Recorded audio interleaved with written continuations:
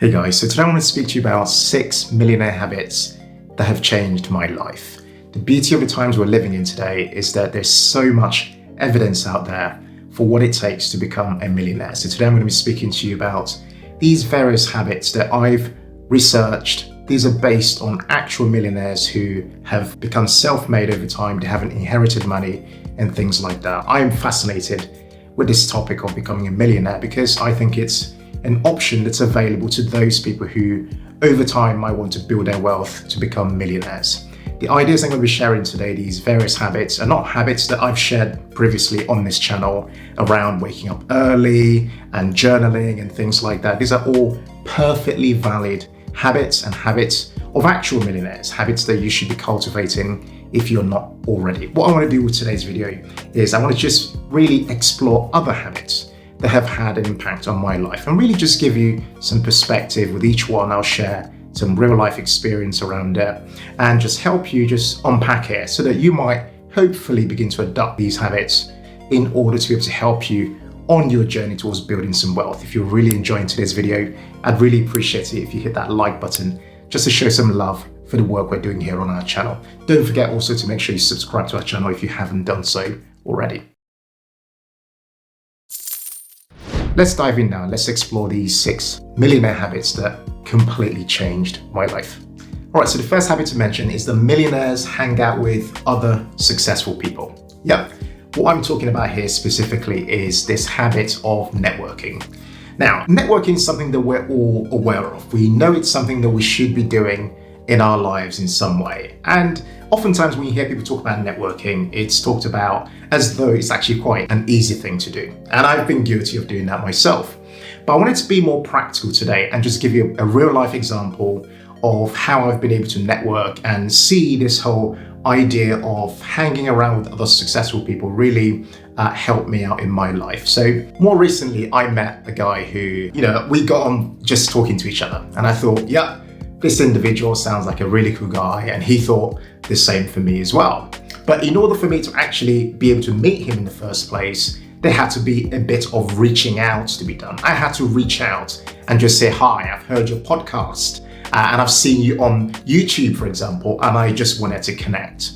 And what was really interesting about that is that I was not reaching out because I wanted anything necessarily. I liked who he was, and I noticed that we had similarities when it came to our values. This whole idea of networking is an interesting one, really, because what you find is that you tend to gravitate towards people who have quite similar values to you as well. They might have similar positive vibes, similar levels of energy, similar goals and ambitions. And that is why you find millionaires tend to hang around with other people, because they are also goal orientated. They want to hang around with people who are also aiming for things. Now, with this example I'm giving you, what I found in this, as this friendship cultivated over time, is that I then got invited into other groups. For example, I got invited into a group of other successful entrepreneurs. And I thought it was really interesting that I got invited to that group. And within that group, I started to get to know other people, both guys and girls. And that then started to evolve into other relationships. Like, for example, I had to write an article for a major newspaper, a financial newspaper. You can probably guess which one it is in the UK, a really large global newspaper. Had to write an article. And the first place I went to, guessed it, you probably guessed it, first place I went to ask, in terms of getting some feedback and getting some research, was to ask the same people in that group I got invited to. And as soon as I asked that question, one of them raised their hands and they were there to try and help me out to write this article. And after writing this article, and this is the key point about networking, after writing this article, I asked this lady who I interviewed, who was in this group as well with me, I asked her, is there anybody else you think I should interview as well? And guess what? She then connected me with somebody else of the same mindset and the same type of thinking as well. So networking is really all about putting yourself out there in the first place. And when you do get in contact with somebody who's of the same value and of the same kind of has the same similar goals and ambitions and things to you, you then want to try and build upon that relationship by not just taking from them, but also sowing into their lives. And they would then look to connect you to other people who are also of the same mindset as you. All right, so the second habit of millionaires that's changed my life is this habit of practicing dream setting. Now, I found some interesting research on this. at this particular point, and I'm going to share the link to you guys for you guys to check out the article I'm reading here. It says here that dream setting involves scripting your ideal future life. And in this process, you would define your future life, and in your future, you're imagining all your dreams coming true. Then you put it to paper in 500 to 1,000 words. Now, this one really speaks to me because I am someone who, over time, has really realized the power in writing down my thoughts, okay?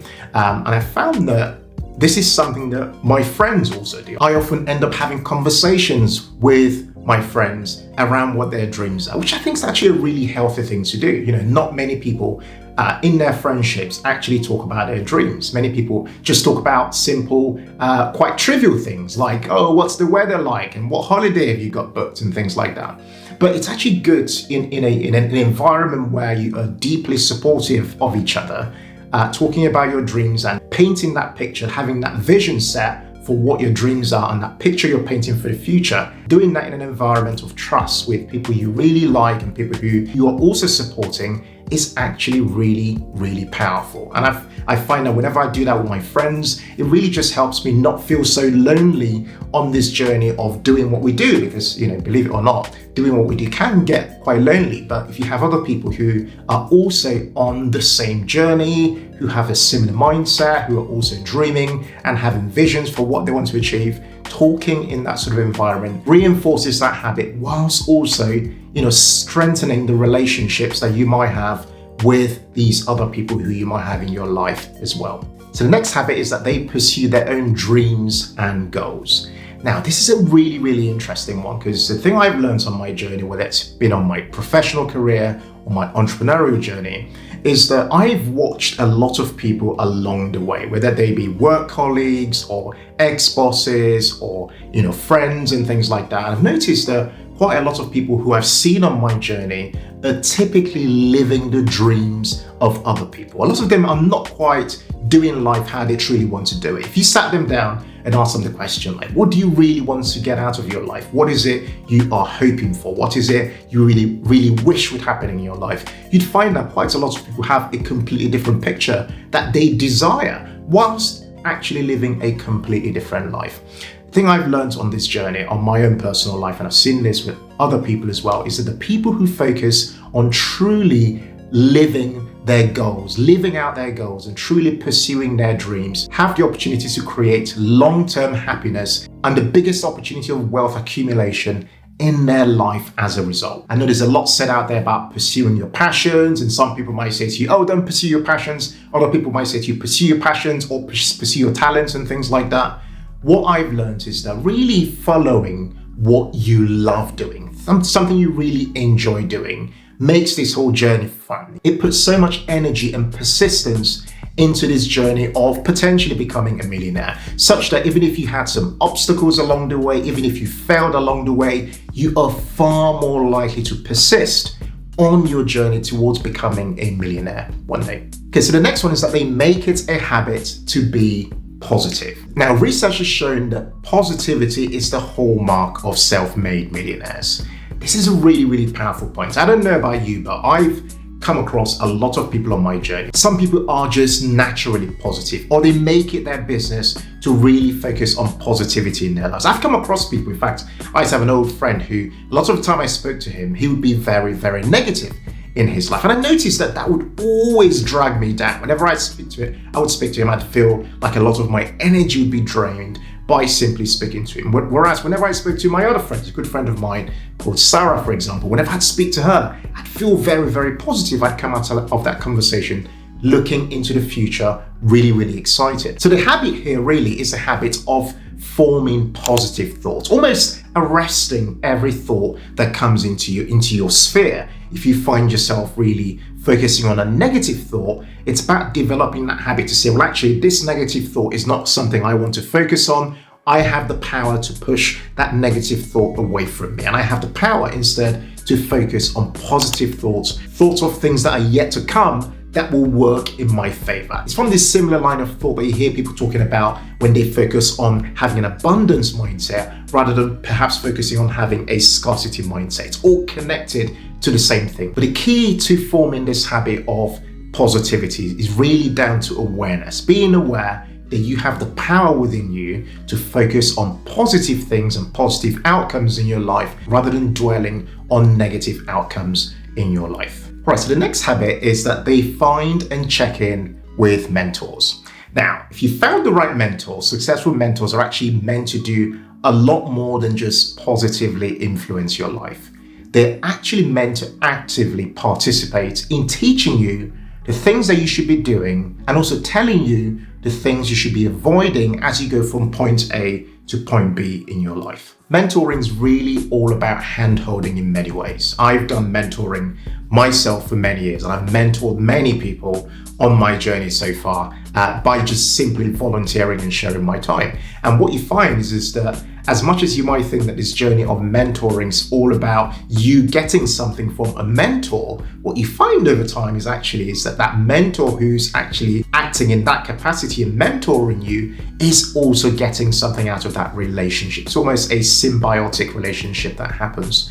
So if you're someone who at the moment is on this journey, perhaps at the beginning of your journey towards building some wealth, I'd highly recommend asking yourself, who do you actually admire in your life right now? You'd be very surprised that many people will be open to mentoring you if you actually ask them. A lot of people don't take the steps to actually reach out to somebody and say, hey, I know you're very busy, I know you have a lot of things going on, but how about if you mentored me for maybe 30 minutes a month, something like that? What if I could just, check in with you once a month, that sort of thing? You'd find that quite a lot of people might see it as a way to give back, okay? So if you're watching this video today and thinking to yourself, I don't have a mentor in my life, then a key action point for you would be to look around your life and look for somebody you absolutely admire and make it a point in the next 24 hours to just reach out to them and ask, because the worst that can happen is that they say no. But guess what? They might actually say yes. And that could be the thing that really changes that trajectory for your life, whether it's about you having more happiness in your life or whether it's about you building wealth in your life, whatever it is. A mentor, depending on how you approach that relationship and how much you sow into that relationship, can do a lot to help you realize the outcomes that you want in your life. All right, so the final habit is that they don't follow the herd. So you might have heard the saying, the herd mentality. A lot of people tend to do what most people are doing. And it's just very interesting, really, when you think about it, particularly in our consumerist culture today, with advertising, with a lot of messaging out there that really influences the masses. What you find is that for most people, the actions that they take with their money, the decisions they make around their finances and things like that are driven by what they see other people doing. The thing I've really loved about our personal journey towards financial independence is that we've really done what we wanted to do. I could have carried on doing life like everybody else, shuttling into the city and, pursuing this career and all of this stuff without actually asking myself, what sort of life do I really want? Do I want the conventional life or do I want the alternative life? And if I want the alternative life, why do I want it? And am I prepared? Do I have the guts to really follow through with what I want for my life? That there is really what starts to separate you from the herd. Being able to ask yourself, again, it's almost like self-evaluation. This is entirely tied to self-awareness, really understanding who you are, what's important to you, and most importantly, what's not important to you. I heard a quote that really speaks to this, and it says, failure to separate yourself from the herd is why most people never achieve success. And this is absolutely true. As hard as it is to actually take in, it's absolutely true. And I've seen on my own journey that if you begin to say to yourself, do you know what? I am going to choose to do X because of Y in your life, i.e. you're choosing to do something because of something else. You've actually determined why doing something is very important to you, not because everybody else is doing it, not because everybody else is driving a nice car, or not because everybody else is going on holiday. You're choosing to delay gratification, for example. You're doing it because you understand what's important to you and you are very confident where the vision for your life is taking you. If you're that sort of person and you find yourself standing your ground like that, then I can almost pretty much guarantee that you are on your way to becoming one of those people who will one day look back and say that they've become a self-made millionaire. Guys, I really hope you've enjoyed today's video on these 6 millionaire habits that have changed my life. There are so many things I could have shared on this video. I've tried with this video to share with you guys habits that are quite different to things I've shared on previous videos, and I hope they really resonated with you and they're habits that you might consider to begin to cultivate and track in your own life as well. If you've really enjoyed today's video, hey, make sure you hit that like button and share this video with just one other person who you think might also take some value from it. Thanks again for watching today's video. I'd love to hear from you guys in the comments. What habits are you currently trying to cultivate and track in your own life at this very moment? Thanks again for watching today's video, guys. And as ever, in all things, be thankful and seek joy. Take care and bye for now.